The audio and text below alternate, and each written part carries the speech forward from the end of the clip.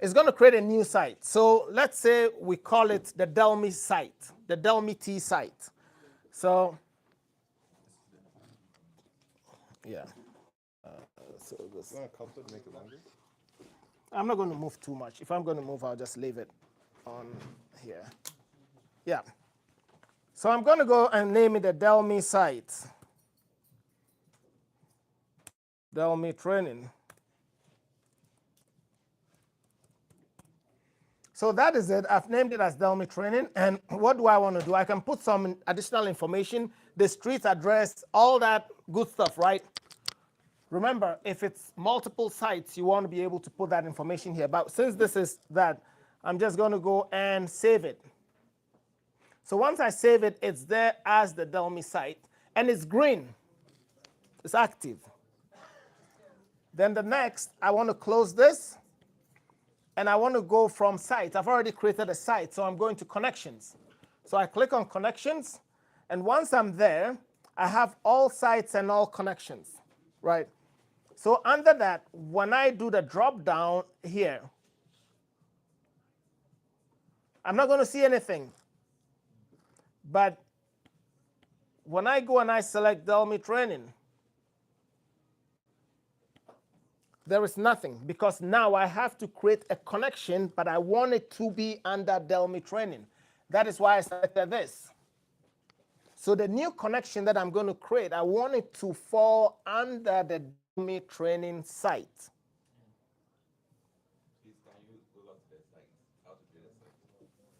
Here.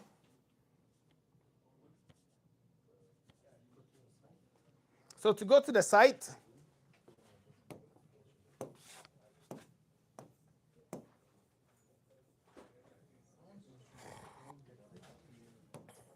so to create a site, that's what you have to do. You have to click on Site, New. You have to be under this first, number 1. And number 2, you're going to do here. You're going to click on that. So number 2, you're going to click on New Site here. And once you do it, it's going to pop in here. 3, that's going to be the 3rd step. So 1, click on that. 2, click on New. 3, give it a name. Got it? So we already created a site. Do you want to exit with save? I say no. Wait, but before all this, you have to like pair it somewhere else. Pair it to what? Like, as long as your Ethernet is connected to your panel, it's going to pop up, right? No, I don't need to. Even when I'm programming the panel, I don't need that right now. It's when I'm adding that information to it. I can do the programming, and the panel will still not be online. Once I plug the panel in, it's going to try and find it and connect to it. So when you give it the name, you save. I'll save it. Yes. But don't be doing it whilst I'm doing it, because you guys are going to try and do it, and I'll say something and you miss it. I think you pay attention here first. Ask all the questions, so when it's time to do it and you're stuck somewhere, there, all the assistants will come and help you out. So while you are doing, shall we connect it to? Don't connect nothing. Just watch me. Just watch. Today is Friday. Look, I dressed nice so you guys can watch me. All right. So we already created a site. I'm going to create a new connection. So to create a connection, I have to go to Connection. And under Connection, I have all the sites and all the connections. If I hit New, it's going to create that connection under all sites and all connections. But I want to be very specific where that connection should go. So under that, I'm going to select this one, the Delmi Training, specifically, and I'm going to click on New. And what am I going to call it? I'm going to call it the Delmi Connection. So here, I give it a name here.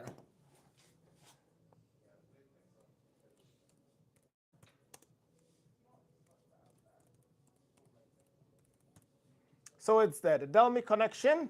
And this is where I want to make sure that the time zone matches the site. Remember I said the Entrapass can allow you to install and control multiple sites. So if this Delmi connection was in Jamaica, then I have to put a time zone for Jamaica here. If it's in Ghana, And now, what's the time in Ghana, Kwame? It's 7 p.m. 7 p.m. So I have to make sure the time zone matches that. All right? That's why all these things are important. But since we are here local in Eastern Time, Canada, it's -5.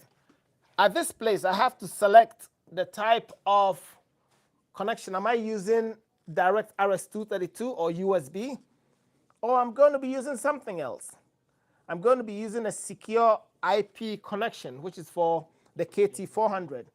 I'm choosing KT400 because Senes panel is a KT400. If I were to use Peter's panel, Peter, what's your panel? KT1. So yeah, he's the KT1. So I would have come to select this secure KT1. Got it? So you have to select what matches your panel. So I select secure KT400. As soon as I do that, I'm going to have the IP information here. And I'm going to click on IP configuration.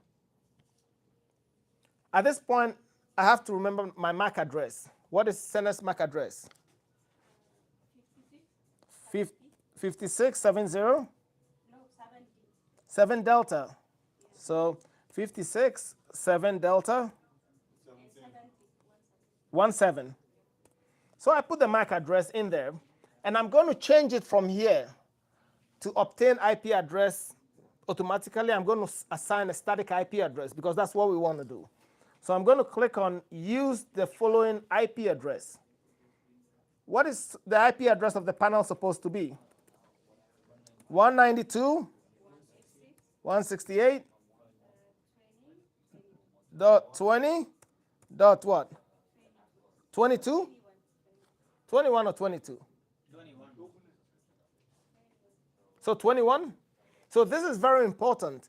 If you've programmed the IP or the panel 21 and you put 22 here, remember, there's going to be no communication because you are telling the software exactly where to go to look for the panel, and that is using the IP address.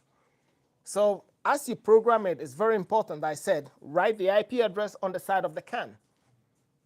On the lab documents, it's supposed to be 22, but On the lab document, it's supposed to be 22. 5.21 lab. 5.21. Network number is 5. You have to change for the 20 as 5. So this is 20? 5. That should be 5. Okay, 5. Last one is 21. Dot 21. Good. So this is because we are following the standard labs, right? Everyone should have this IP address. So 5.21. We care about the subnet mask. So this is a class C. It's a class C IP address. So we go 255.255.255. Class C just gives you 3 bits, right? .0. I don't really care about the gateway, the router, and all that because it's a local IP address. If I was connecting to, I was in Jamaica and I was connecting the software in US, then I have to put the gateway and the DNS server.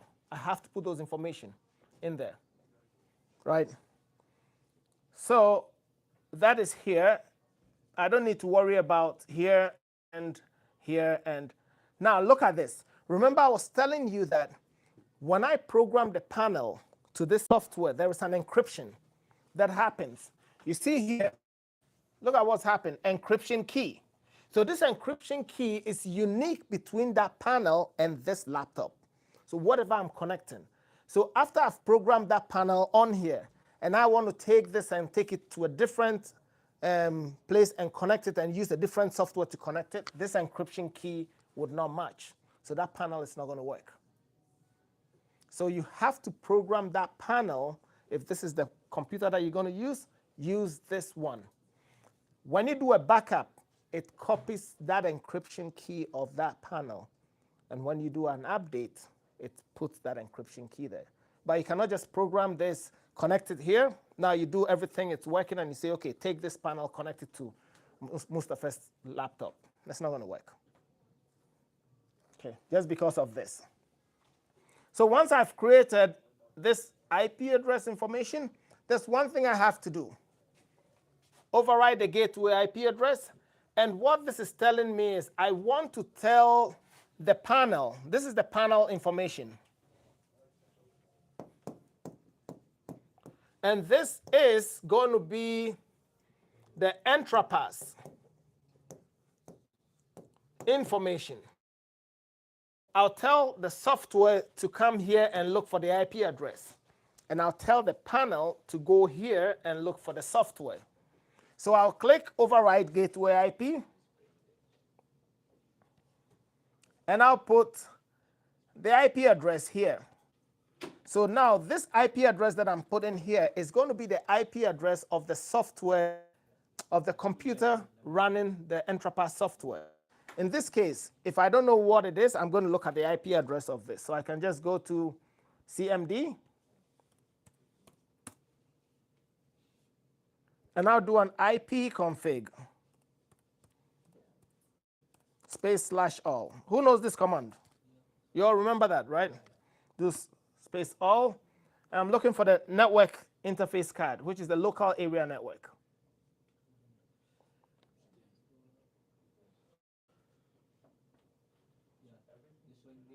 Where is it? Oh, yeah. So this is 510. I can see that from here. I can see that from here as 5.10. The IPv4 address 5.10. So when I go back here, I'm going to put that IP address here, 192.168.5.10. There.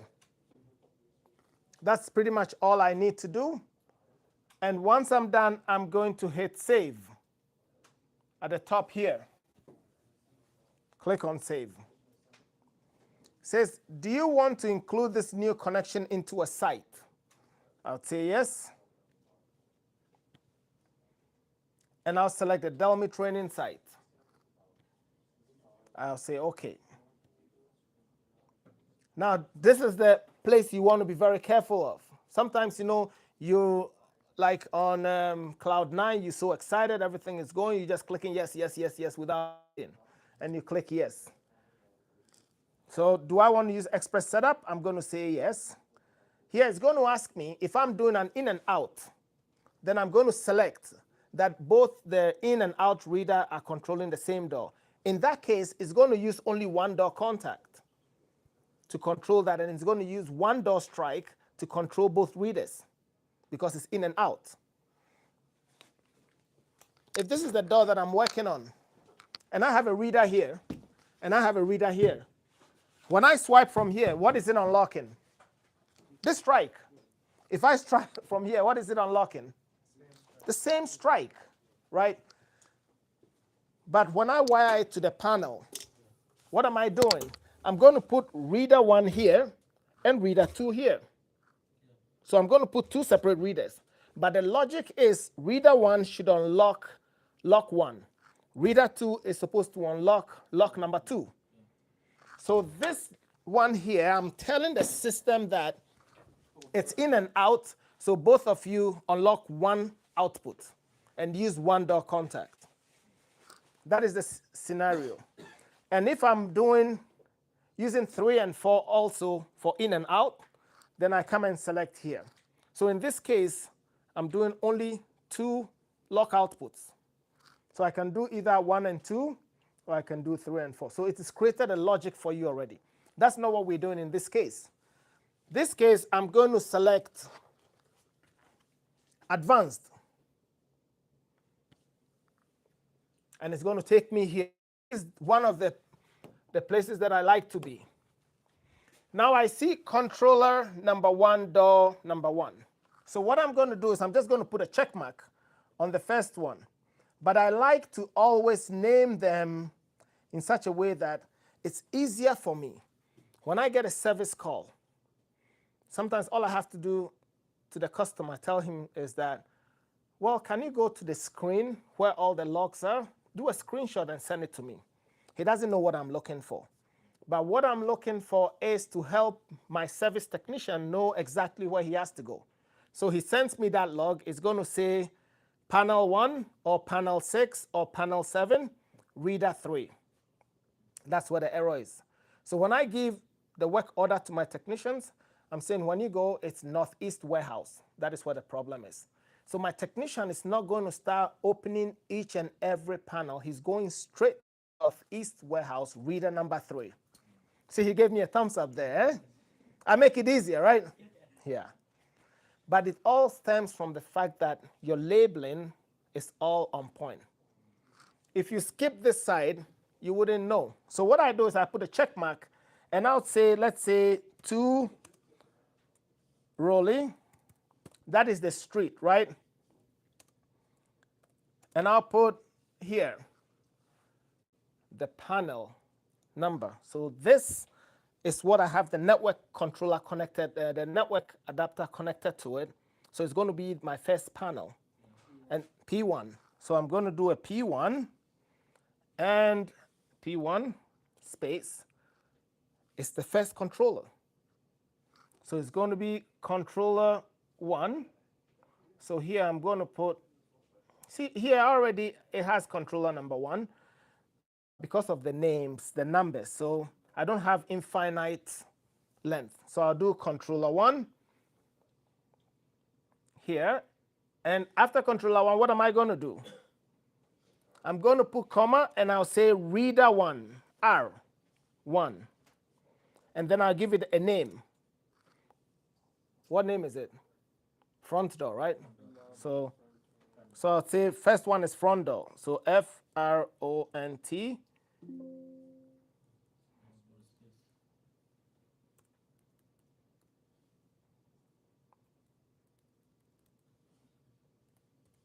So I got front door. So what I'm going to do is, oh, I forgot one. If it's the northeast, I have to include that. Northeast. The controller, can you do C1? Yes, I can just do C1. Yeah, you can do also C1. Yeah, that's even good.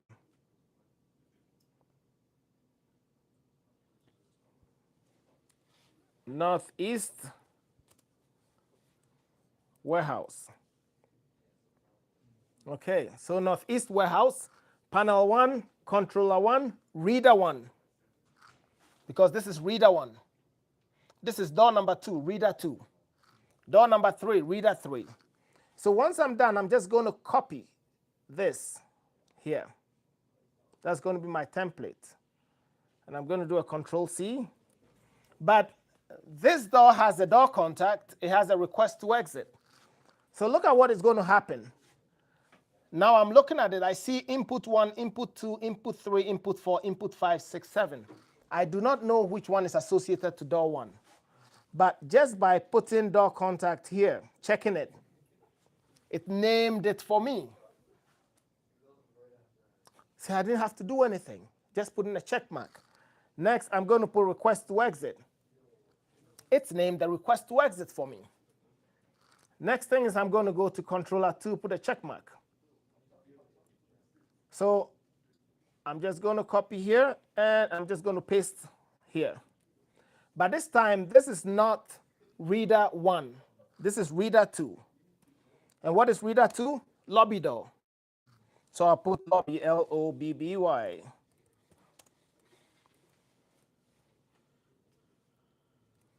And it's got a door contact, so I'm going to select door contact, and I'm going to select request to exit.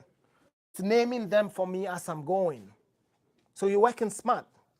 Next, I'm going to put on number 3. What is number 3? Again, I'm just going to delete everything here and do paste. I'm going to change this to reader 3. Backdoor. Space B-A-C-K door. Now, someone is going to ask me, what if I'm not using, I only have to wire 2 doors? I still say label everything. So I select these ones. And now I go to controller 1, door number 4. Here. Even though I'm not using this, there's nothing connected to it, I want to name it as the same thing here, but I'm going to put a spare on it. Like this, Control V and spare, S-P-A-R-E.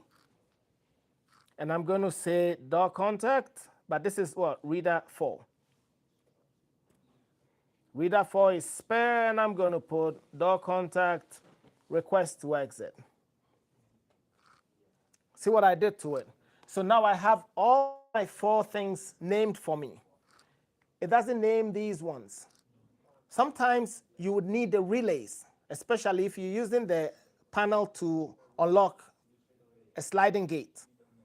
So here, I'm going to come here and I'm going to name these ones as well. This one I leave it, I'm just going to name from here. Control V. So this is 2 Rolly Northeast Warehouse Panel 1 Controller Relay 1 Reader 1 Relay 001. And I'm going to do this same because I want to be able to know what that relay is. So I just do it from here. Control V. This is Reader 2 because Reader 1 is for Relay 1. But you can select which relay you want. But it's easier for me to know what relay number it is. So I'm going to label everything like that. So this is Reader 2 and Relay, and I'll just do that for all of them. You spend a little bit of time here, but it's going to save you down the road. So I'll put Reader 3, space, Relay 3, and I'll put that here.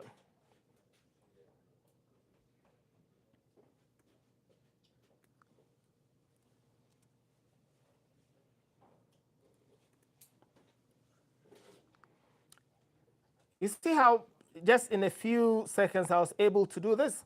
Now I have these are auxiliary inputs. These inputs are auxiliary. I still want to name them because if I want to use them to trigger something or to use them as a different input, I want to be able to identify them. If I don't name them now and I add the next panel to it, I'm going to see controller number 1, input 3, controller 1, input 3. I'm going to see 2 input 3s.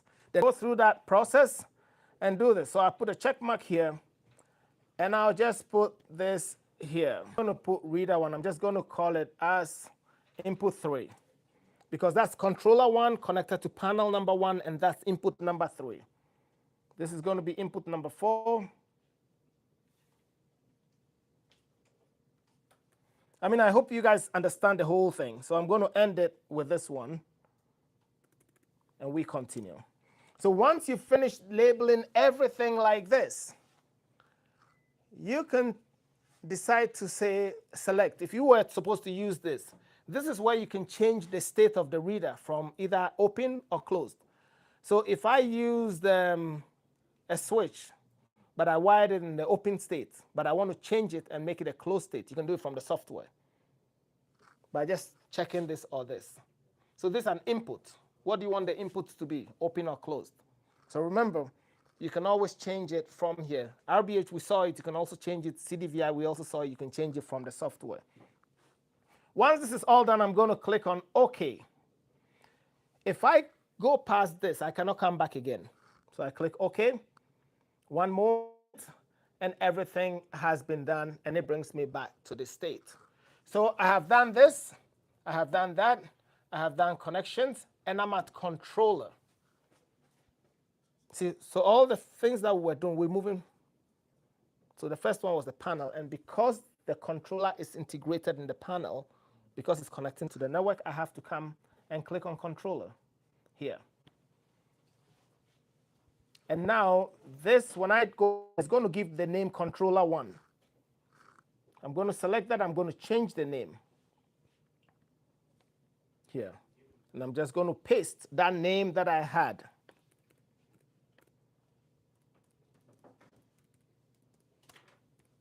So it's on 2nd Roland. It's northeast in the warehouse. It's panel 1, and that is the controller number 1. So you see how I've changed the name. And I'm going to save it. Before I save it, this place gives you a lot of options. Let's look at some of the options that we have here. Some of the options that we have is you know the type of readers that you're using. This is where you select the card format. So the reader type, if we were using a CDVI, Bluetooth, or RBH, we have to select it from here. Because it's a context system, they already give you the 26-bit standard and the context smart card already here. But if I was using HID, I have to look for the HID card that I'm using, sorry, the HID reader, and what the code, the card, the reader type is. So when I come here under general, I am going to select from here. Click on that arrow, and I'm able to select.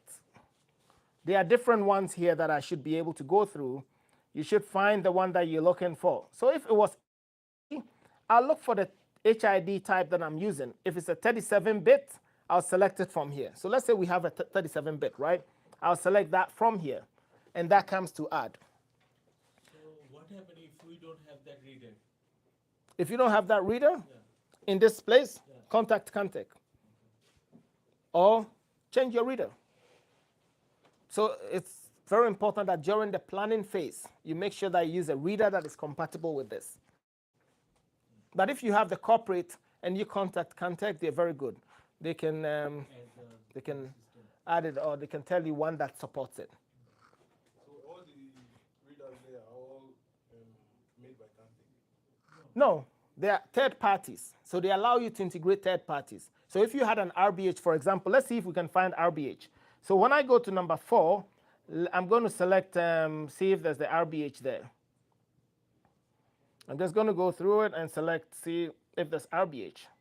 If you click R, does it work? Probably, yes. So there's RBH 50-bit.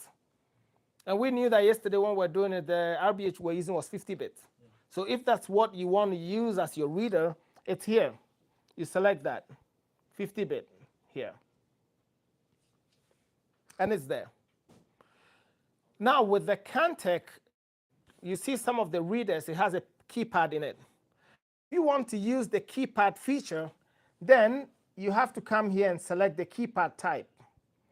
If it's an IO prox with integrated keypad, then you may have to make sure you select this one. If you don't select that, the keypad is not going to work. So you have to select the keypad type here. So that's for under general. Now there are some other things that you can do here for the KT controller. When you go here, once the panel comes online, you see that the serial number is going to populate here. But because we're not connected to the panel now, it's not showing up, right? If we're using an end-of-line resistor at 5.6K, we would come and say yes here, but we're not doing that. So nothing to worry about here. Don't change anything in here. When you go to reader, if you're using a smart reader, this is where you come and add it. And that is a corporate feature, right? You come and add it through here. The status relays, the options, they're all going to be here. We have duress on access granted, duress on access denied, all that stuff. We're not going to bore ourselves with that now. And so that's pretty much what you're going to do here. And once that is done, you're going to click on Save. And it's going to have this name that we just assigned to it, Save. So it's now there. The next thing, I'm not using an entry system, so I don't have to worry about that.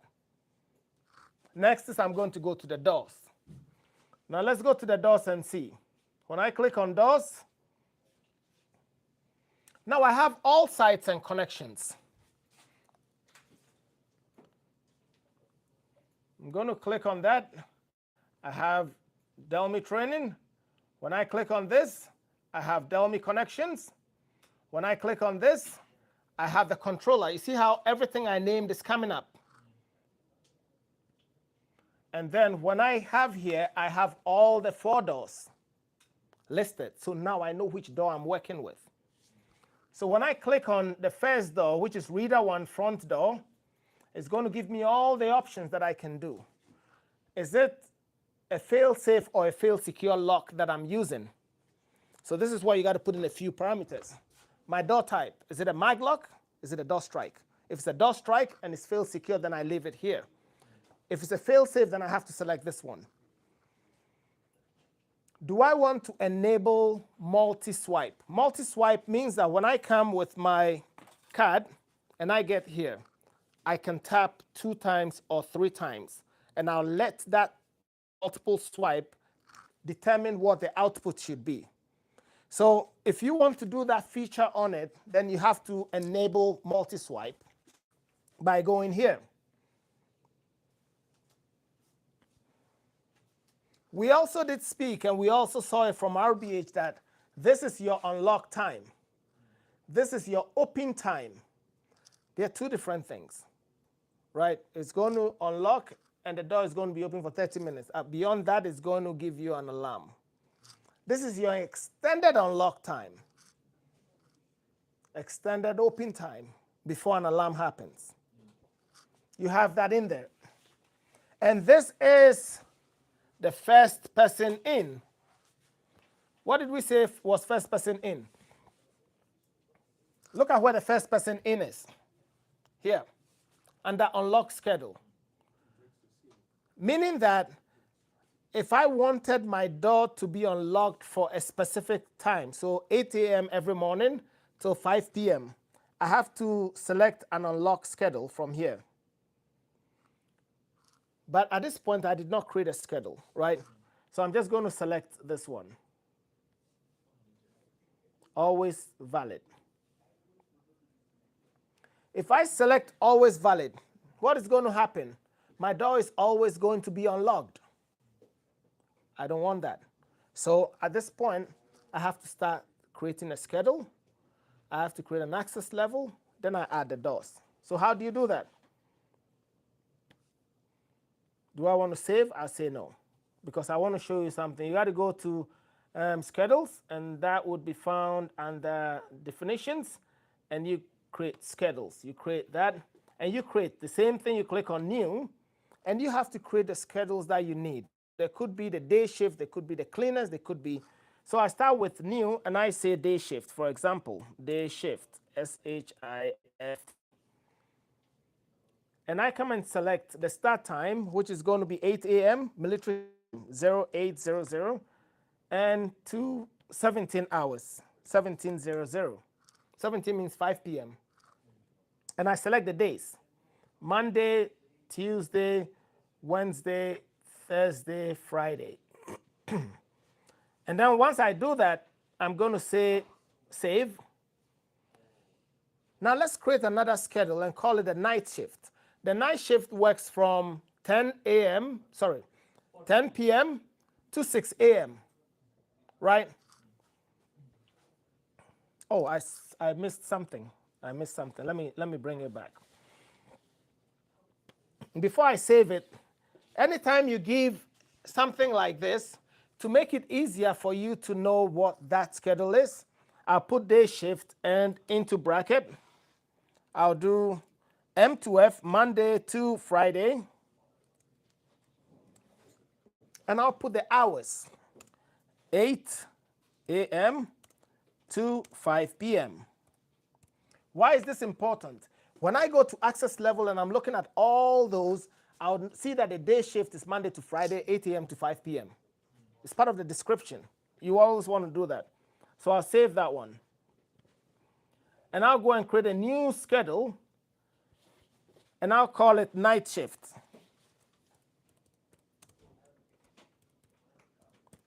I created a new night shift. Night shift is going to be from Monday. Remember, on Friday, when they go to work at 10 p.m., when do they close? Saturday, right? Saturday. And on Monday, when do they have to go to work? 10 p.m. But their week finishes on a Saturday. So we're going to do Monday to Saturday, M-S, and it's going to be 10 p.m., 10 p.m. to 6 a.m.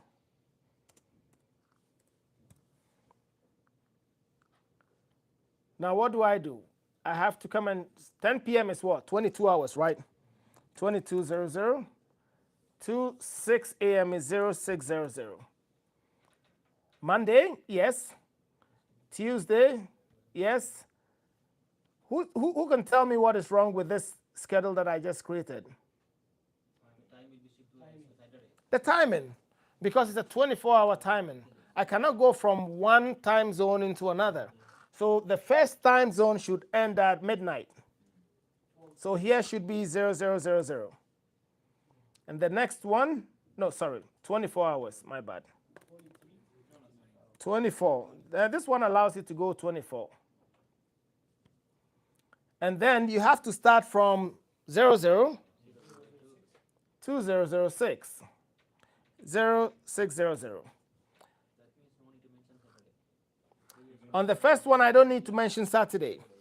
On the second one, I need to mention Saturday. And I need to start from Monday. No. Monday, they come at 10 p.m. 10 p.m. to 12 finish, right? Yes.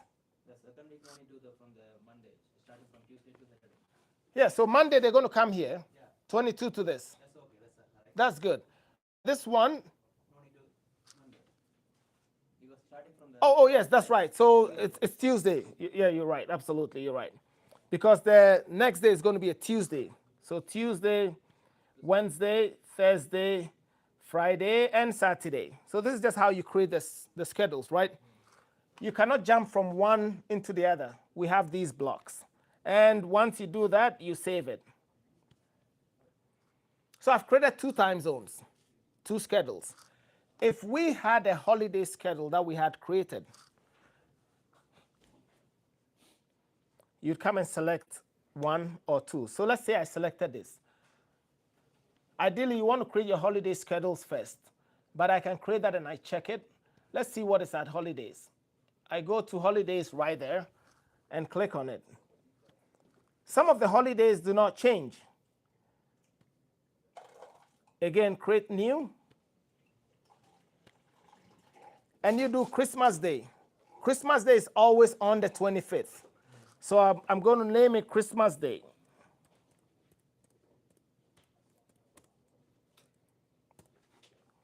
And I'm going to put a date.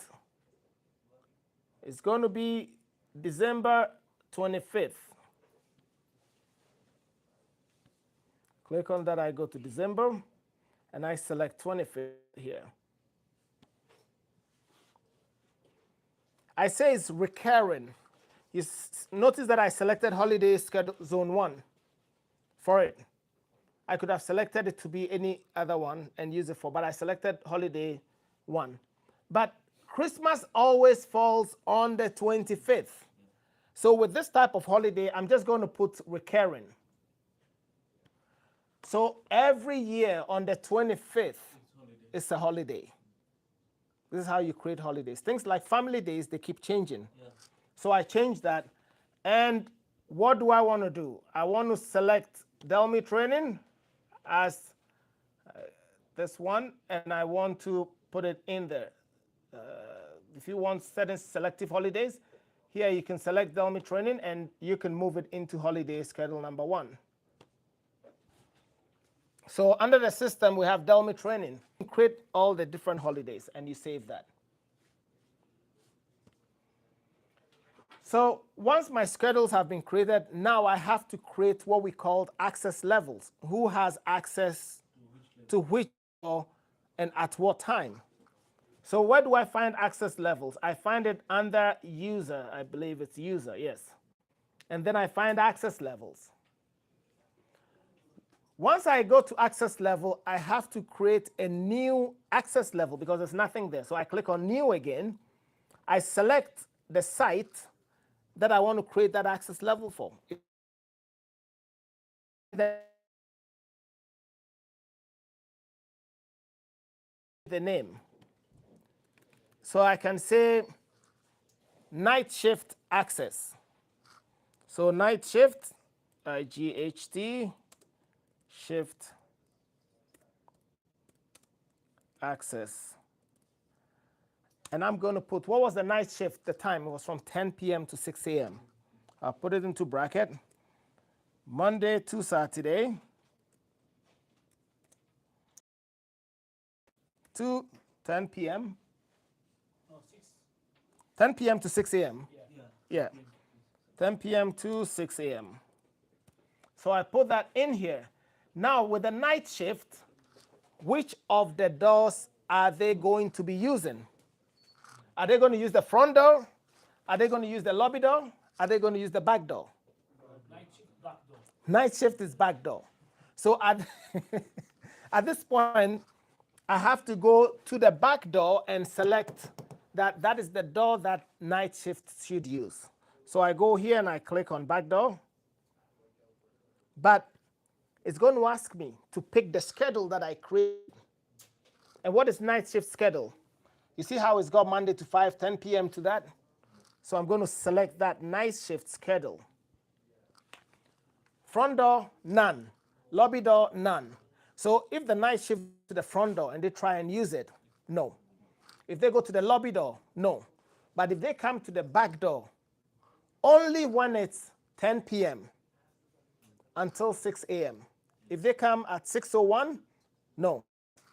9:59, no. Go ahead.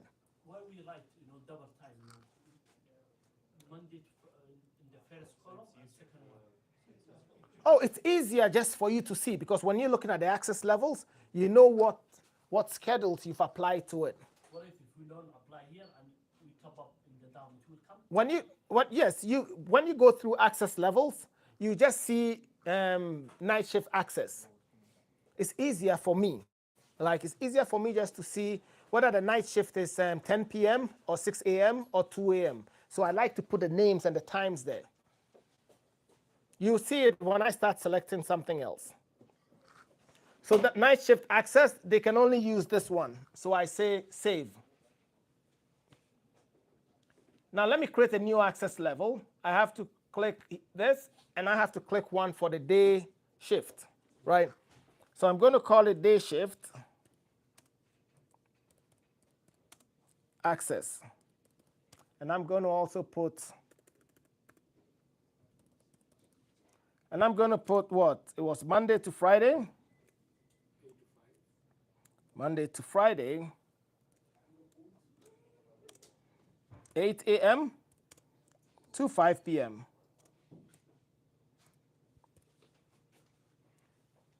With the day shift, which doors are they using? Front door and lobby door. Front and lobby. So I have to go and select here, front door. And when I go to the lobby door, I select the same schedule, the same time. So meaning that anyone who has access to the day shift can access the front door between 8 and 5 and the lobby door between 8 and 5. So I'm going to save it. And if you had multiple access levels, you go and create them accordingly. But now I've finished creating all my access levels. Let's go back to the door and see why that is important. Under devices, and I go to doors. So first, you create a schedule with the holidays. You create an access level, and then you go to the doors and add the doors. Let's look at this. I'm going to select the site. That's going to be the Delmi connection. And select Rolly, and here I'll select the front door. Remember that we have two doors. One is the front door, and one is the lobby door. So the front door, we want the front door to be unlocked all the time from 8 a.m. and it should lock at 5 p.m. So if there's a visitor who is coming to the company, we don't want to keep him out in the cold, just the same way I keep you guys out in the cold. Locked. But as soon as it's 8 o'clock, it unlocks. So when you guys come and even Christian is not here, you can come into the lobby, but you cannot come into the building. So I want the front door to be on an unlock schedule from 8 a.m. to 5 p.m. So you see where it says unlock schedule? I'm going to click on that, and I'm going to select a time zone. If I select the one that says night shift, meaning that front door is going to be open from 10 p.m. to 6 a.m. So you got to pick the correct time zone. So here I'm going to pick the day shift and say OK. So meaning that every time from 8 a.m. to 5 p.m., the front door is going to be unlocked. What if there was a snowstorm and we are going to get here at 2 p.m.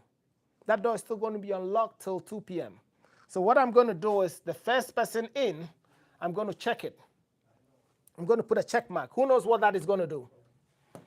It will unlock until the first person will put their card. Yes. So the door is going to remain locked until the first person shows up, swipes on the card, and opens the door. And the door is going to stay unlocked till 5 p.m. So once you do that, you want to put first person in. Now let's look at the keypad under that. Are we doing a reader only? Are we doing a reader or keypad? Or reader and keypad? So these two are different. You could create a schedule.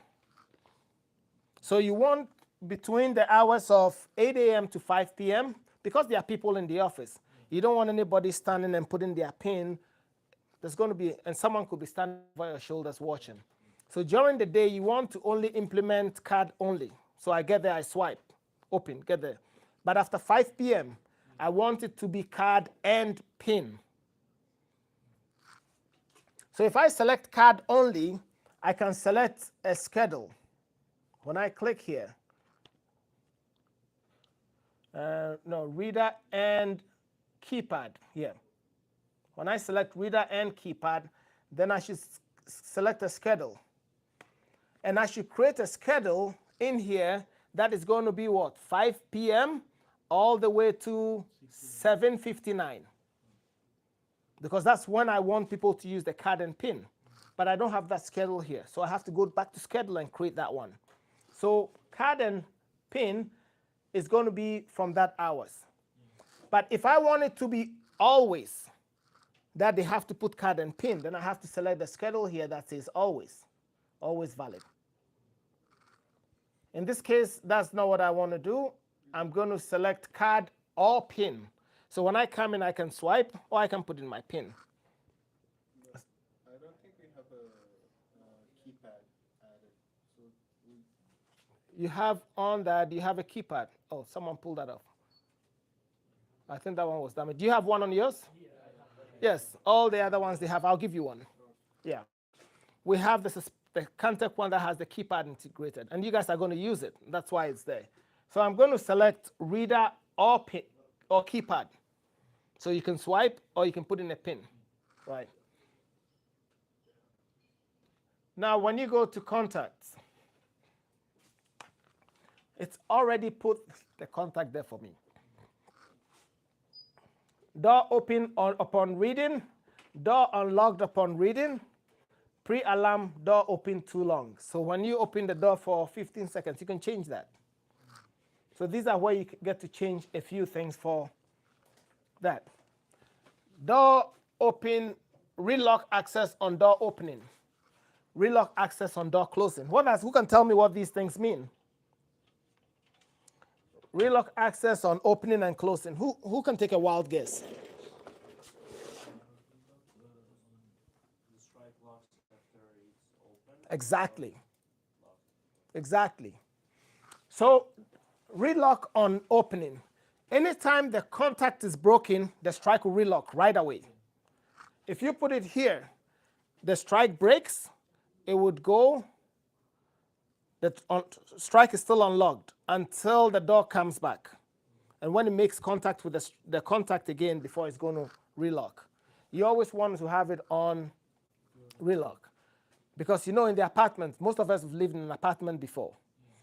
There are people who want to come into the apartment, they don't have a card, but they pretend they're just on their phone. And they're talking, waiting for someone with a valid card to open the door. And as soon as you open it, they hold the door and they come in. Or let's say you just parked your car and you go in and someone is following you.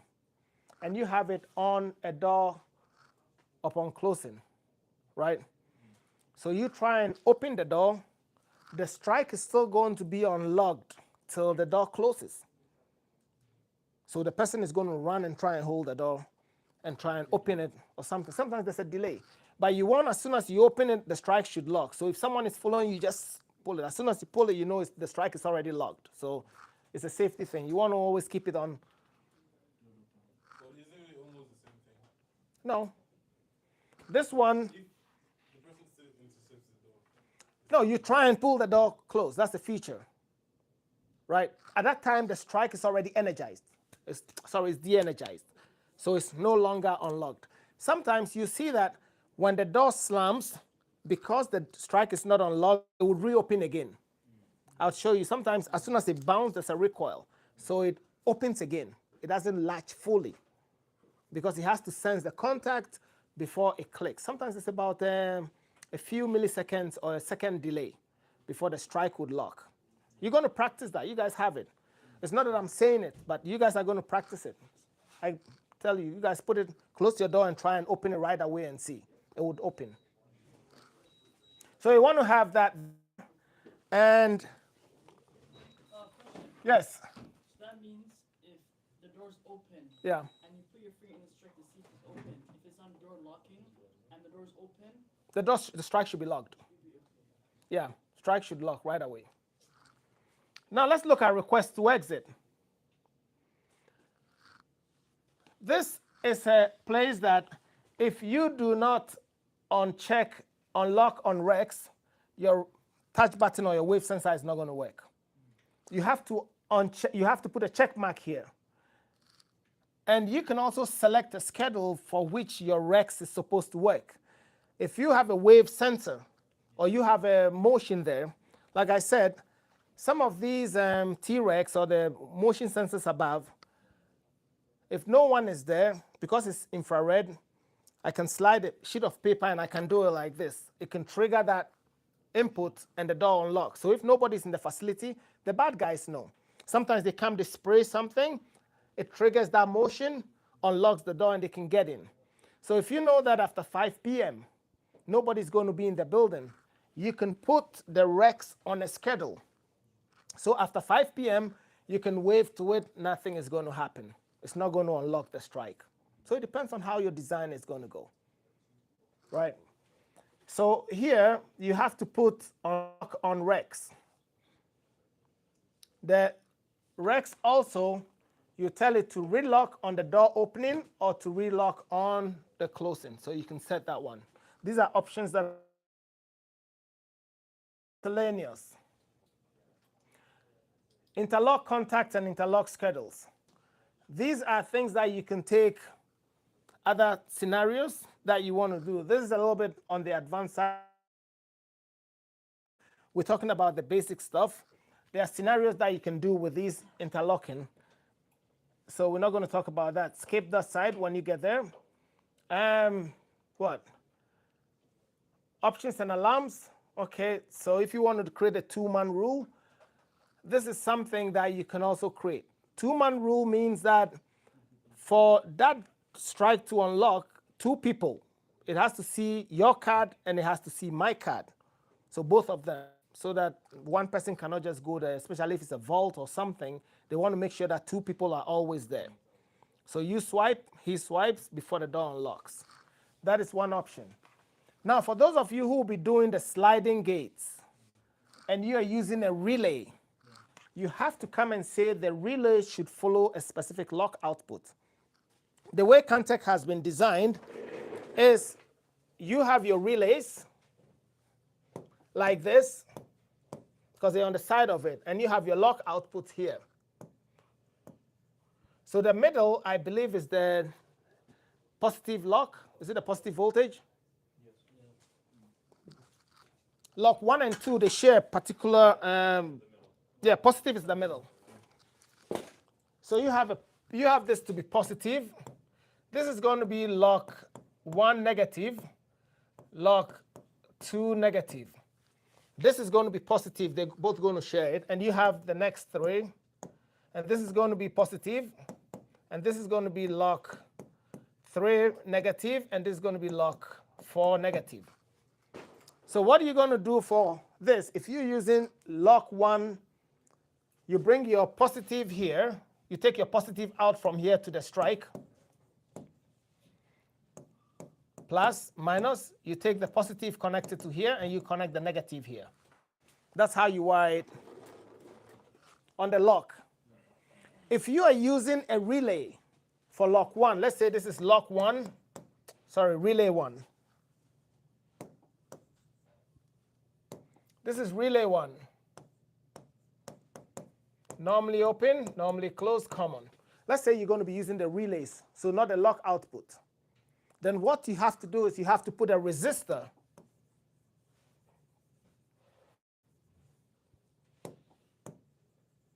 What you have to do is there's a resistor, it's 1,000 ohms, 1 kilo ohm. You have to put that resistor there, telling the system that you're not using that. Once it senses that, it's going to use the lock output. So if you put a resistor here and you're going to use this, then you have to tell the system that you want this relay number 1 to follow this lock output. And that's what you have to do here. Relay to follow lock output. So I'm going to go there and select. This is where sometimes I come and I create scenarios on your thing. I'll come and select that this relay, instead of following lock output 1, I'll go select lock output 6. So when you swipe on reader 1, your door number 6 would open. You can do that as well.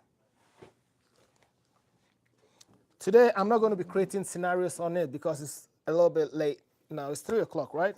Yeah. I said I was going to end. We're almost done. So here, you have to say, you see all the relays? Think about it. If I did not name my relays, and I came here, no idea. So it was very good that you name your relays in there. So now I know that this is relay 1, relay 2, relay 3, relay 4. So I want relay number 1 to follow lock output number 1. And I'd say, OK. So that is here. So anytime lock output 1 is energized, it's going to detect that there is the resistor, and it's going to fire this one up. So you have to put relay to follow the lock output. Remember that. The way it's done with Cantech is straightforward. You just have to go. Don't jump. If you jump something, it's not going to work. And let's look at door events. We're not going to do too much. So door force. If someone forces the door open, there are a bunch of relay activations that you can do. If you wanted to sound a siren, if you wanted to turn on a light, if you wanted to do whatever I wanted to do, you can select the relays that you want to happen. This is a little bit advanced. I'm not going to go into that. We're just doing basic access control here. Let's look at access events. Here also, invalid card state. What do you want to do? Bad access level. Other access level denied. If you click on it, you are able to activate a specific relay. Right? So these things are there. If you're able to finish your lab early, we can try some of these. And the last one is access level. Look at the access level. So they shift access level that. So just by looking at the schedule, I know it's 8 a.m. to 5 p.m. I see the access level here as well. And that is going to be for door number 1, day shift. So think about, remember, schedules, access levels before you can add a user. So now we've created schedules, we've added access levels, we've programmed all the doors and everything now. So this is the time to add a user. I'm going to save this, and we can find users here. And I can start adding a user. So let's say the first user that I'm going to add is going to be a card. I'm going to give it a name and a card number.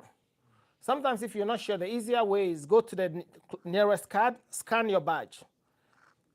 Before you do that, you have to open desktop.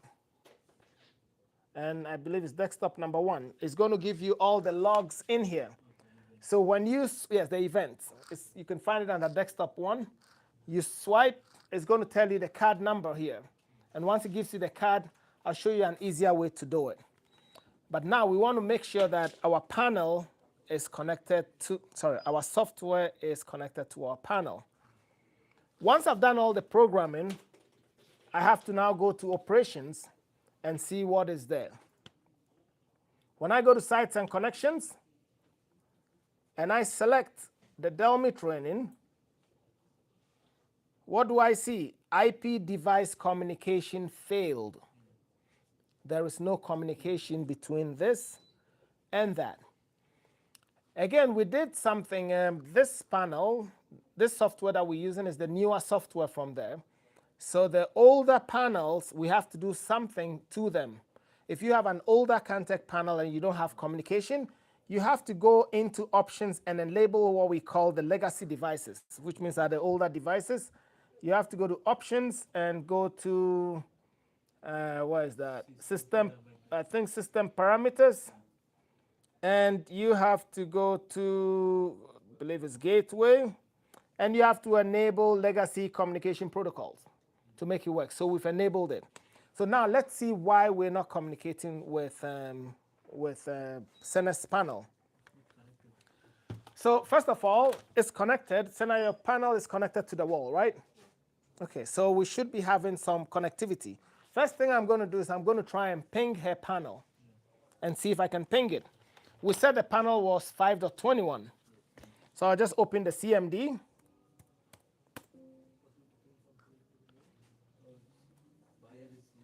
Control R.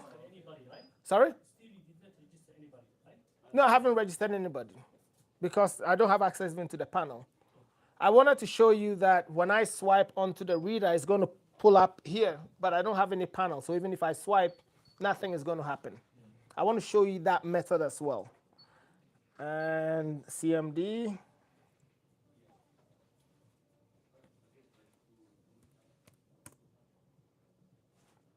I'm going to do a ping, PING, 192.168.5.21.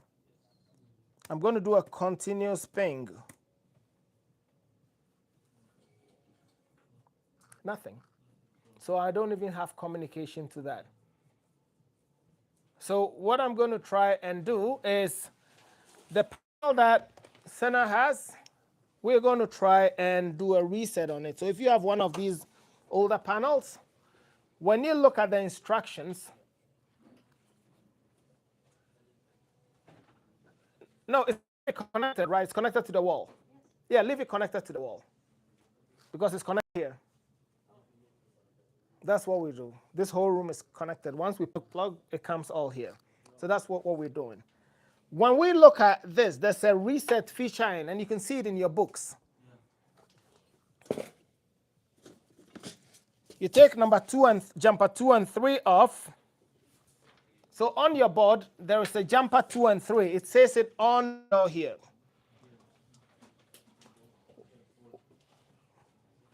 You take jumper 2 and 3 off, meaning that we want to do a factory default. We're going to reset the panel to a factory default. The first thing you have to do is take 2 and 3 off. Is it off? So that is going to be on this side. These two here, on jumper 2 and 3, both of them off. Usually when you take them off, I don't advise that you set them off here. Just move them onto and hang them only on one leg.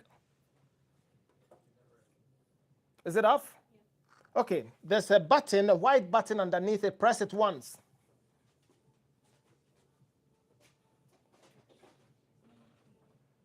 You did that?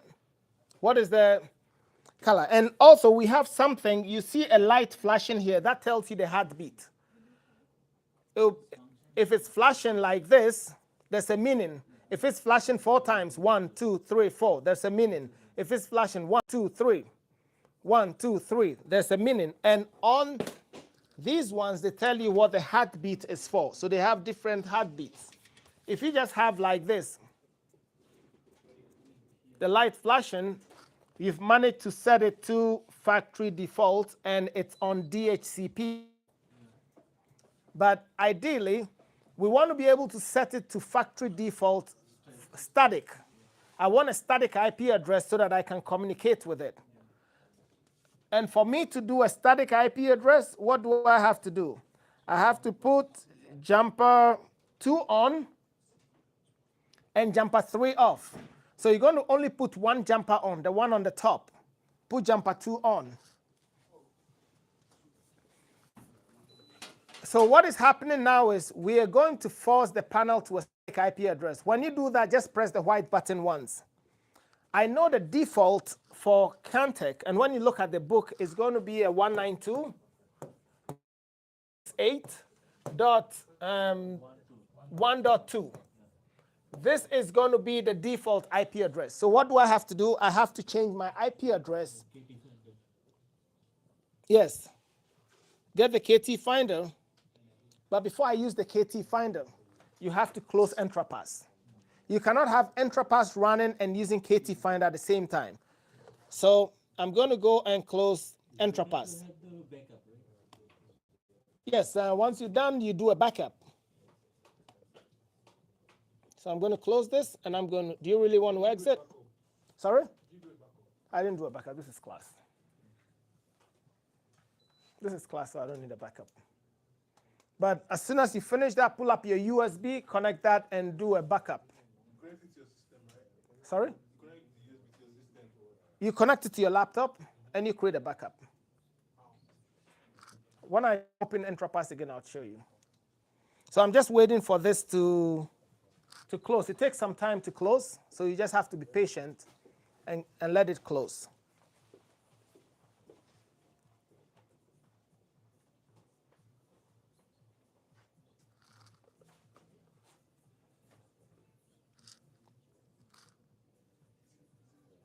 Whilst I'm waiting for it to close, because the panel is going to default to this, what do I have to do? I have to change my laptop to 1.5 or 1.6, any number from 3 to whatever, right? So that's what I'm going to. So now it's closed.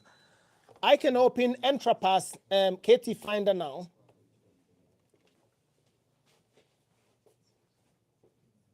Where is KT Finder? I'll go here, and I'll go to the Cantech folder because we downloaded it already.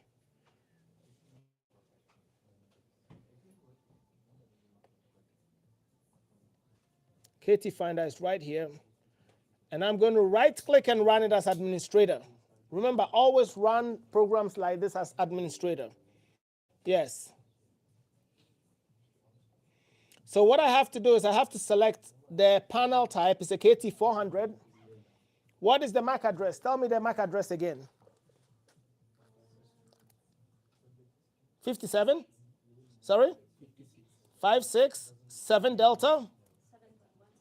17? And what is the IP address that I'm looking for? 168.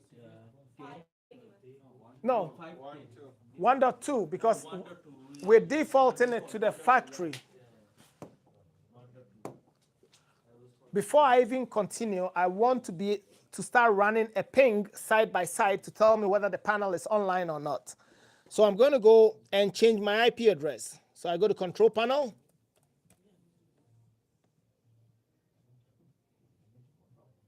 Yeah. And Network and Settings. And I'll change my, where is it? Yes, here. Yeah, change adapter options. And this is the one I'm using.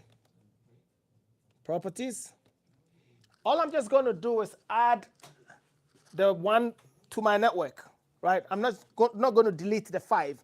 I'm just going to go to TCP/IP, go to Properties, and go to Advanced. Under Advanced, I can add another IP address here on the one network. So I click Add, and I'll do a 192.168.1.4. For example, Class C, subnet, and I'll say Add, and say OK. OK, and close. Now I'm going to look at my ping. I'm going to stop this ping, Control C, and I'm going to run a different ping. You can press function F5. It would bring it up, and I'm just going to change the values here to the 1.2. Was it resetted successfully? Yes, so she did a reset on it, so we're going to see if it was successful. I'm going to do a continuous ping. So now I'm pinging on the 1.2. It's successful, right? So now I'm communicating with the panel. So I go back to my KT Finder that I have here, And I'm going to put the IP address that I'm communicating to now. So it's going to be a 192.168. 192. 192.168.1.2. And I'm going to connect to it. See, successful. So now I'm connected to the panel. That is the MAC address. This is the bootloader firmware. So sometimes when you call into tech support and you're having problems, they're going to be asking you all these. As soon as I do it, I do a screenshot. Like when you talk to my guys on the field, pictures, if you don't like to take pictures, you cannot work with me. When Parminder started working with me, his phone was empty. At one point, he said, Paji, my phone is full. He was trying to show me something. He just kept scrolling. Now he carries two of them. Now but we have a site.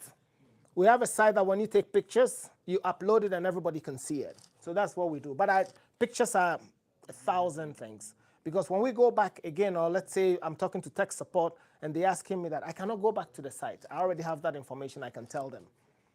So it's going to ask me for the Entrapass IP address. What does it mean? This is the panel. I'm on the panel now. It's asking me, where should the panel go and look for the Entrapass software? So laptop's person. It's the laptop's IP address. So it's going to be your laptop's IP address. And what was that? 192.168.5. 10. And now I'm going to assign an IP address to my panel. This is the Ethernet configuration for my panel. And I'm going to put this. What was it? It was 5.21. Here I'm going to select TCP. That's what I want to select. A lot of people make this mistake. Once you've done this, patience is the key. Don't hit OK. Because remember, what did she do? First, she took jumper 2 and 3 off and pressed the soft reset. And it factory defaulted it. And she put the 2 on with the 3 off. Anytime you have jumper 2 on and jumper 3 off, it tells you that you're forcing it to go into a static IP address mode. And it's going to give you the IP address of 192.168.1.2. And this is going to happen with jumper, this one on, and number 3 off. So anytime jumper 2 is on and 3 is off, and you hit a reset, it's always going to give you this IP address. But now we have finished programming the IP address the way we want. So what is the right thing to do? Put this jumper back on. So before you hit OK here, come and put this jumper back on. Otherwise, you'll be going in circles. Every time you hit OK, it's going to come back to this IP address. Meanwhile, you said, I changed it to this. It's not working. But because you did not put that on. So let me know when it's on. Now that she put that back on, I can click OK. And once I click OK, my ping is going to stop. Now I have to go ping it on this one here. When I ping it, you see it's going to be flashing intermittently, so fast. Is there a way, Senna, you can lift your panel and turn it for the class to see? Just lift it a little bit. Let's look up. Sorry? I think the white button. I don't have to. No, you're going to press it, but lift your panel so everyone can see. Just lift it up a little bit. Help her, Olga, help her. You see, look at. So let's look at that panel, right? Everyone can see the light. Yeah. You see the blue light. Look, it's the heartbeat. Yeah. So now that she has that button on, I am going to click OK. And let's see what happens to that blue light. Don't put. Gary, don't put. It's gonna change light. Oh, lift it up. Lift it up. And let's watch it. Okay, so I'm going to click OK now. Okay. Yeah, blue light. It goes off, and it's going to start flashing intermittently, faster. The blue one. Yeah. Means that now let's look at what is happening here now. Now the IP address has lost. If I want to find it, I have to change this IP address here, One and two. meaning that that jumper did not, meaning that the jumper did not go on. Jumper number 3. See, it brought me back here. So, wait, I have to go back here, click connect, and do that again. So here I have to change it to 5.21. So now, can you put jumper 3 on? Put it back on. Space, there is space between 5. No, that's how it's supposed to be. Yeah.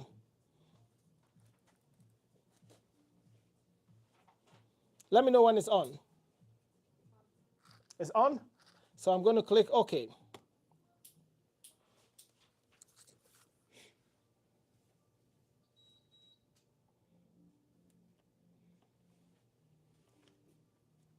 So I should lose connection from here. I should say timeout.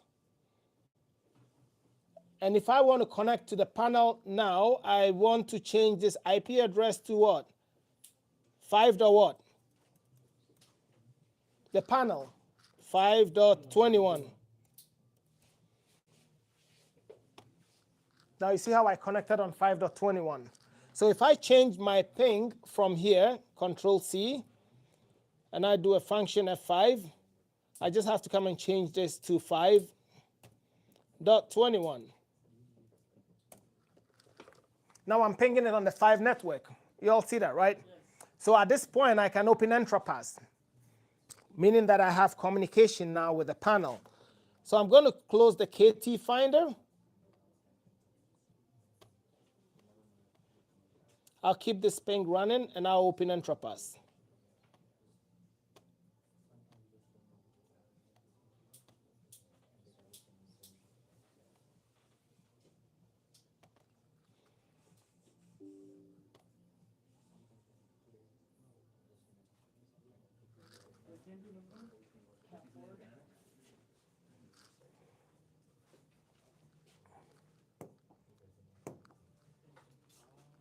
It takes some time because he has to load all the dynamic link libraries and as well as the database, all that stuff, he has to load them. So far, we're doing good, right? Yeah. We're going to have that opportunity to do it. But I have the video. I'll share with everyone. Oh, you recorded the video? Yeah. Oh, what time? Oh, you had your phone there. Yeah. How long Yeah. is it? 1 hour. Oh, geez. Yeah. No, I have more stories. But if you face that in a workplace, Oh, you'll be wishing you had this video, right? They're planning for the then new, you're gonna new call business. me. The plan. The new businesses, they record and they'll open their own channel. Hey, just give me 2%. No. It doesn't work, so we should go what? 60%? 98%. See, you see, my media guys always got my back, eh? Always. Finance guy than media. Yes, they're more than a finance guy. So here we are, username, Kantech, Kantech. And password is going to be Kantech. Training what? Okay, so the older, if you happen to find the older software, was Kantech. But with the newer software now, it forces you to change the password. So what is it? Training?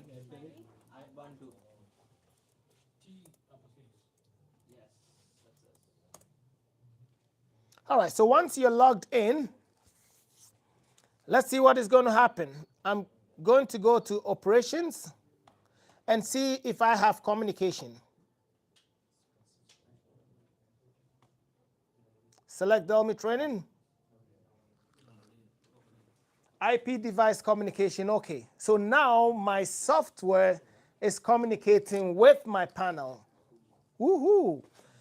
So at this point, I know I got good communication.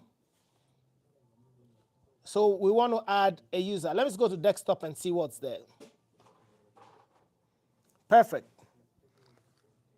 A good thing you want to see is, you see, Cantech, they do everything. You see, everything is green, green, green. All these things, they mean something. If you have errors, and you'll be seeing a lot of reds and stuff telling you that there are some errors. Here I have green, green. Everything is working good. So now you have a fob. Swipe on your reader number 1. Is it a Cantech?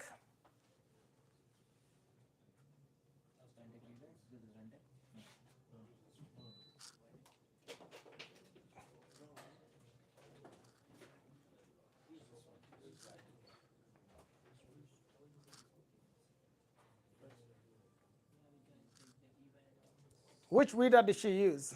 Which one did you use? She used the HID? Okay, swipe something on the HID, let's see. She used the Cantech. The Cantech is the little hockey stick. Cantech would say IOProx. Which one did you use?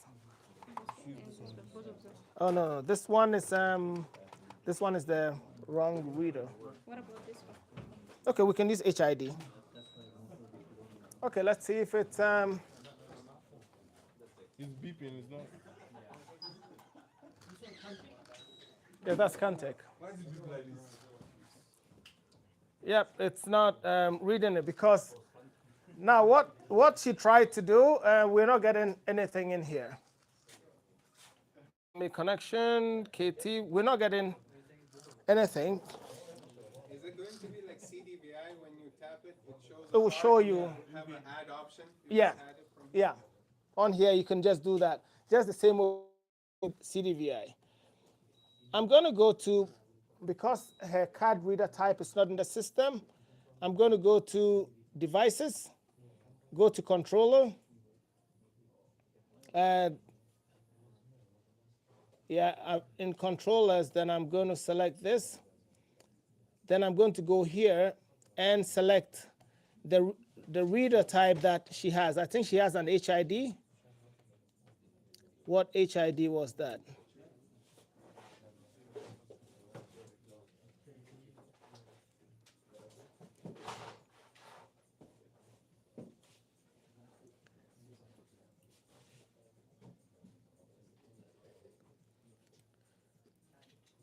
I think it's the HID. Let's see. No, that's a multi-class, right? Multi-class. But she's using a different one. Paminda, get Christian for me. Christian, what is the card format for the HID reader? The 26. 26? Is it 26? Yeah. But the reader she has is the corporate one. It's not going to work. Oh, yeah. Yeah. I'll start now. Okay. Can you just reword the reader? Yeah. Put Yeah. another Grab someone's reader for it. Do a. okay, take mine. This should work. No, that's different. I just want a Cantech. Oh, yeah, we ran out of context. He's doing multi one. Okay. Can I take one from the door? This one was working. This one for worked? the RVH one. Take off. This has no context. Okay, she doesn't. Let's use the HID. Let's use the look on a real side. If you have HID, you got to make HID work. What is the card format for that one? It should be HID 26. 26. Oh, these guys do it by Yeah. alphabet. Let me see. I'll select a few of them and see which one works. There's the 35-bit.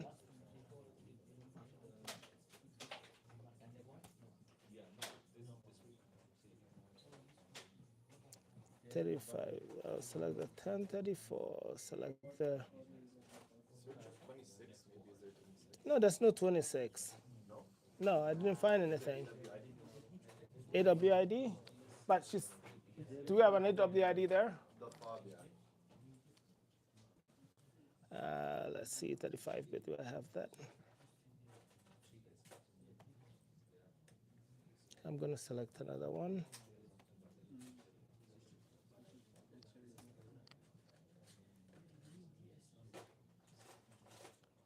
HID, I'll just do 1000 cop generic. Okay, I'll say save. And she's going to try and scan again, and we'll see. Senna, can you scan again on the HID? Can you scan another CAD? At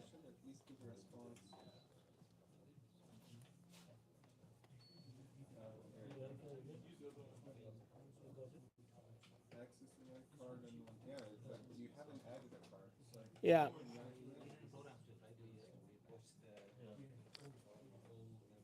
Check your wiring. Green should, if you switch your wiring or something, we shouldn't be. Let's see. Let's do a little bit of tech support here. Which reader is that? Which? Okay, let me see. We have here the wiring. Yeah, it would be. Green is data 0, data 1. You have ground. You have, and this is same wiring, so that shouldn't be a problem. Okay.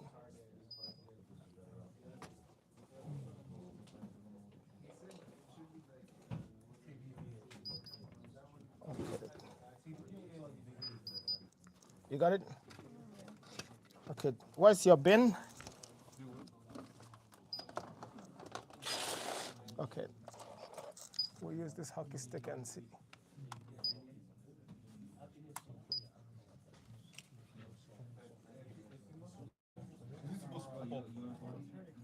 No, there's no communication. I got that. I have to. Okay. Wait. 2, 3, 4. Let's see.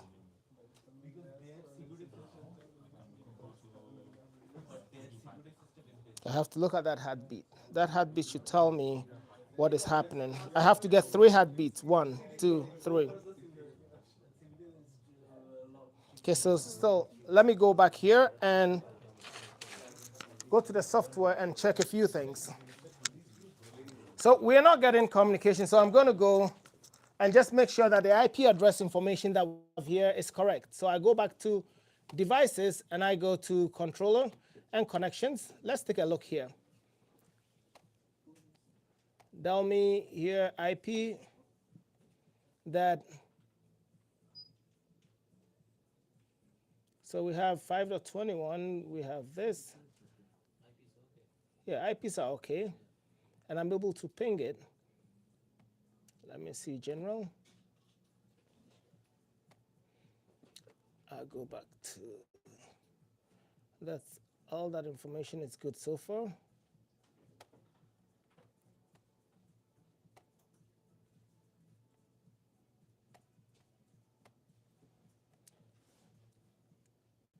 KT400. You see the serial number? So it's communicating. That serial number is already here. So that's good.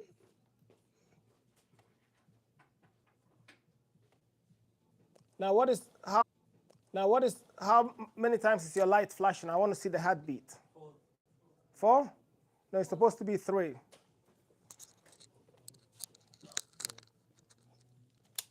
I'm supposed to get 3 heartbeats. Now it's 3? Okay.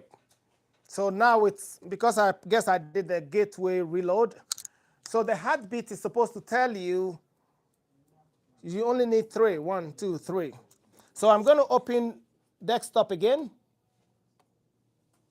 All right, so let's see. I already started getting all those stuff. See what, it was all in the database. But because, even though I was communicating, but the gateway wasn't, yeah. So once I did the reload gateway, how did I do that? I went to status, operations, and I went to site gateway here. Clicked on it, and you say reload data. It will force the controller to reload. And all the events are coming here. So Senna, let's go back and tap a card. Okay, so it says here, this is the card format. It's been able to read it, but access denied. All I have to do is right click on here and I'll say edit the card. So I click on edit card. So here I can put a new user. So I can call it Senna test. Here you don't have to worry because it's put the card number there for you already. You don't have to worry. All you have to do here is you can put additional information here for sender and say the access level. So you have to select access level. What access level is Senna? Is she a day shift or she's the night shift? So she's day shift, so I'm going to select that. Once I select that, I'm going to go to miscellaneous. This is where I'm able to say whether Senna is able to do what? She needs extended door access. If she needs that, I'm going to check this. If Senna is a user who is able to use the multi-swipe feature. Remember, we enabled multi-swipe. So if Senna is a supervisor and she needs to enable multi-swiping, then I'm going to say allow multi-swipe here. Once I do that, there's going to be something else coming to add on this tab. So look at that.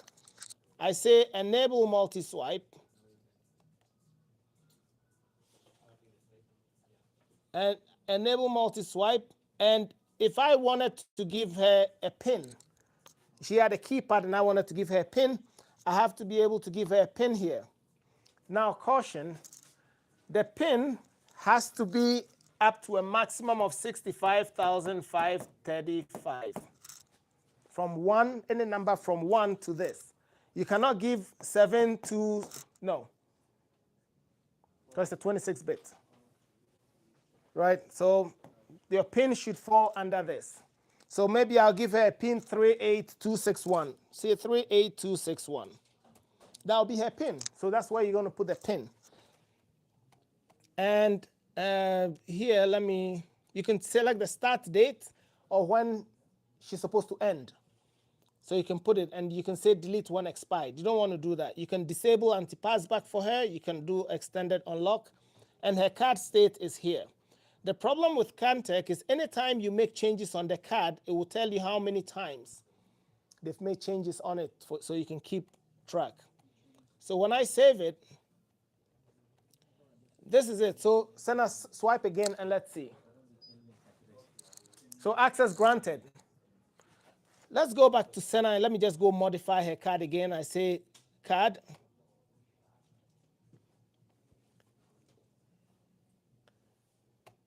So I have given her this. Let's go back into devices and see what would happen when she double swipes. Right, we're going to try that feature. So I'm going to go to devices.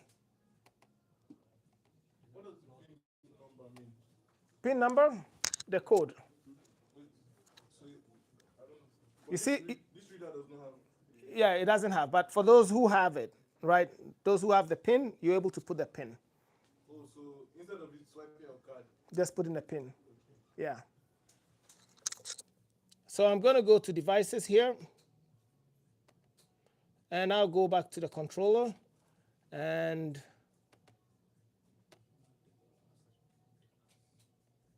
select the one I want to use, so this one. And I have the options here. So what is going to happen? Where is that? Where is that?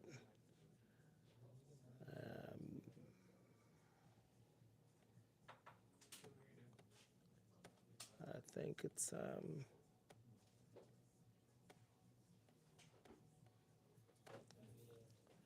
address and access. No.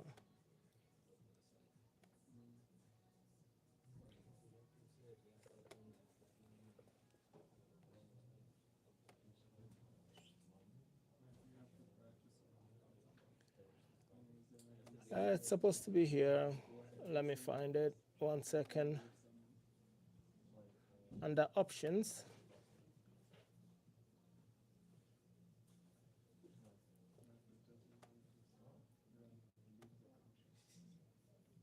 KT400.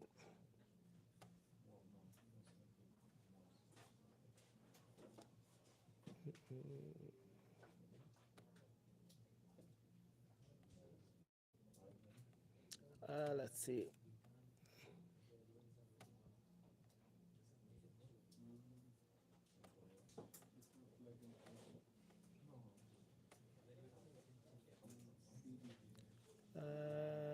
Yeah, enables double swipe. Yeah. So here, look, under device endorse, that's where you see when you select the reader that you want to do, which is reader number 1. Enable multi-swipe. If I uncheck that, you see there's something missing. But once I check it, there's the options that pops up. I believe it's the option. So no, multi-swipe. So now multi-swipe shows up here, and I can select what multi-swipe is supposed to do. So you have to select the time that is allowed to do multi-swipe.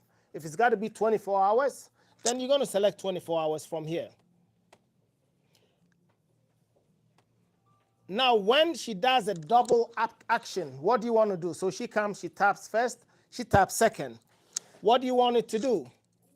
You can say activate a relay, deactivate a relay, lock the doors, request to arm granted, temporary activate a relay. My favorite is always to do the toggle the door lock. Toggle the door lock means that if I tap twice, it's going to unlock it. If I tap twice, it's going to relock it. That's the easier one, but you can do multiple things. And so I would say that. I can also give her to tap 3 times. So she come 1, 2, 3. What is that going to do?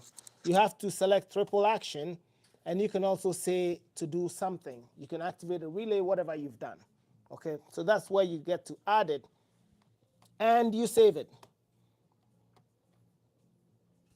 Once you save it, so now on reader 1, tap 2 times, 1 and 2.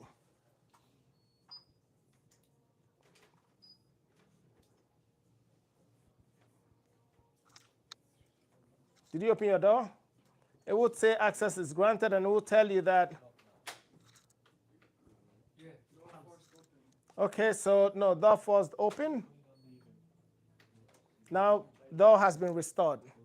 Tap twice. Again.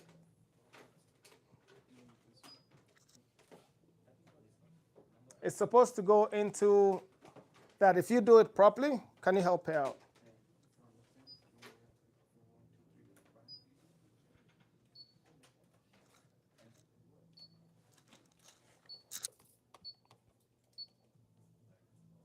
Timeout on access granted. So the door wasn't opened.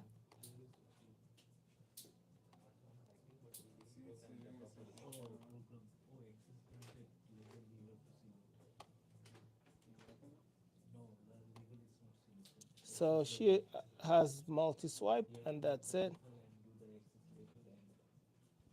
What door is that? What door is that connected to? What is it connected to? It's connected door 2? Oh, but we put access. So look at what was happening. We did double tap for devices, go to doors, and I have to select reader 2. So these are little mistakes that you can also do if you're not sure. So I go to reader 2, and I enable multi-swipe here. And I save it. So I go back to desktop. So let's try it again.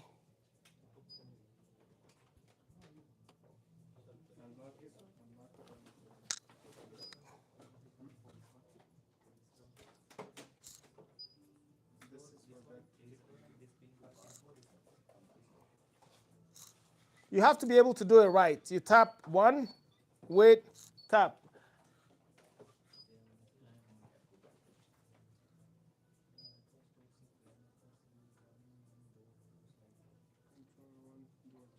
Can you try it, Parminder?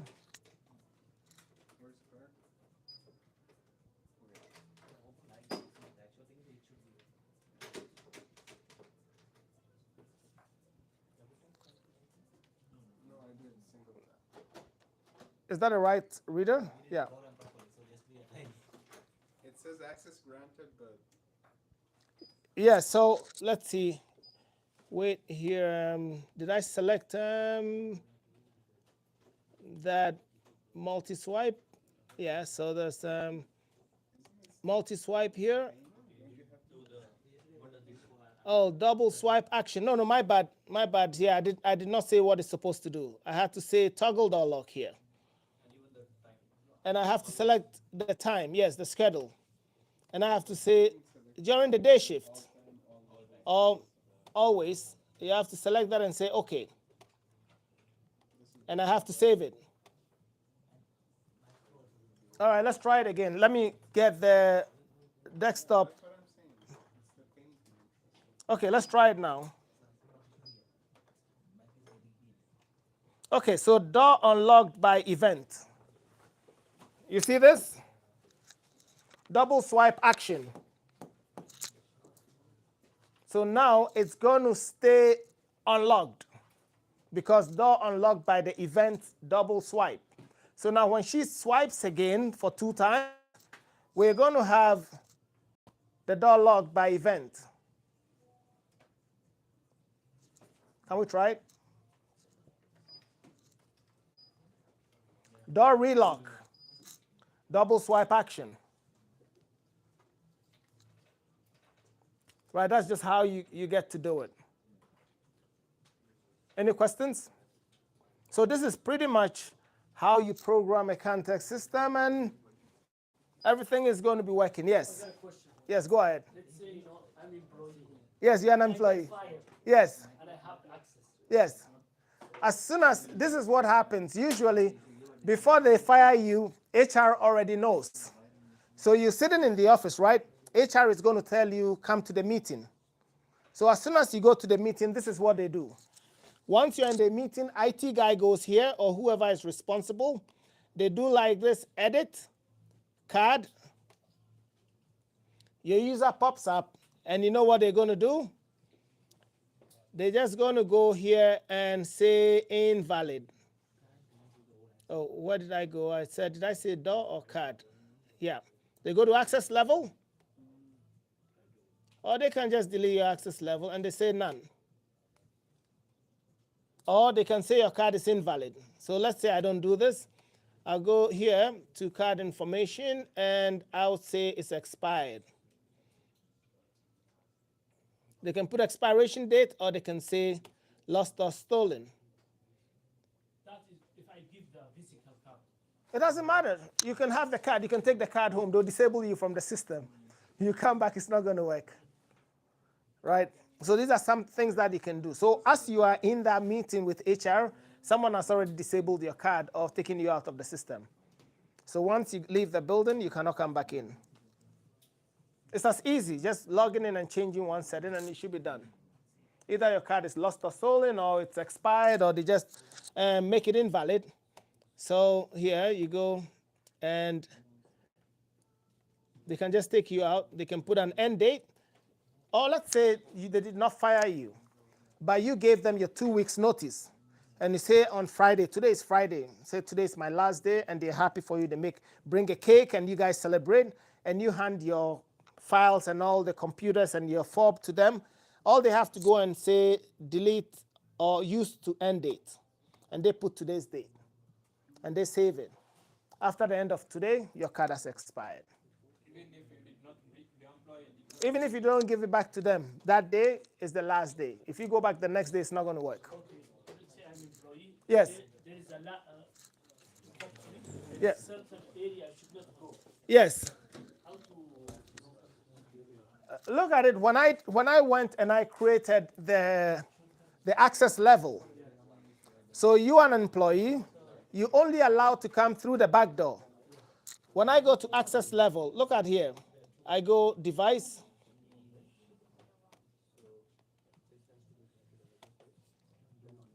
So when I want to go to device and I go to, I go to definitions, user, and I go to access levels. So look at what happened when I select the night shift. You saw what happened when I select night shift? Night shift is only allowed to access this door. So when the night shift comes here, it's not allowed. When night shift comes to the second door, not allowed. Night shift goes here, not allowed. The only place night shift card can work is here. That's how you do it.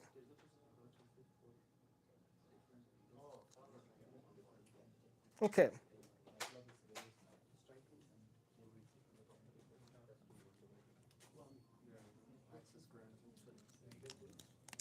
Do we have any, Christian, do we have any questions on the online community?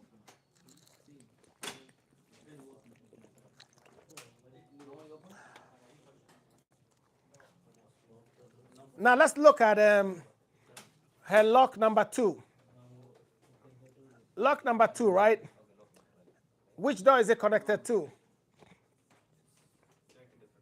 Oh, she's wired it differently. Okay. So she has to fix that. Yeah, so I can give, Senna, you need your laptop now. I can give it to you.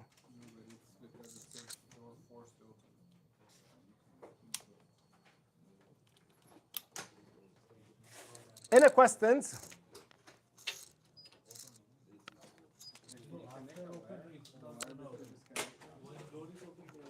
Do we have any questions online? No. Okay, that's good. Here you go, Senator. Yes, sir, Chief. So you can connect this one into your panel. Very smooth today. Smooth? Yeah, both of them. This is YouTube and TikTok.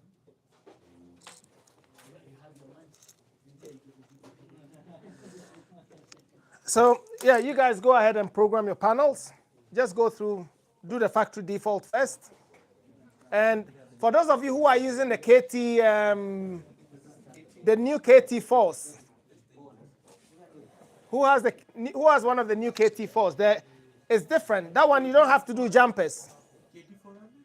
KT2, KT4, KT1. Get them to do the exam for access control. Who? I know some guys are just here for access control. No, he can do his exams. So Dennis and Kajo? Yes, they can. Yeah. Yeah. Whenever they want. Coach,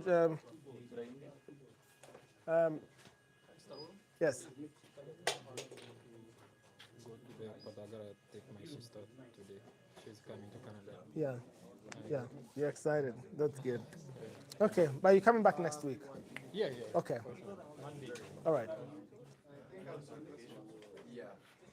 So yeah. So I think that's it. Thank you all for watching. You guys have a great weekend. The students are going to continue to do their labs. I hope you guys learned something about Cantech. I took my time to break it down. If you have any problems, leave them. Let us see. Bank CCTV cameras is good work, teacher. Thank you. Thank you, sir. Yeah, we'll bring this to an end. Thank you for watching, and we'll see you on the next one. Sorry.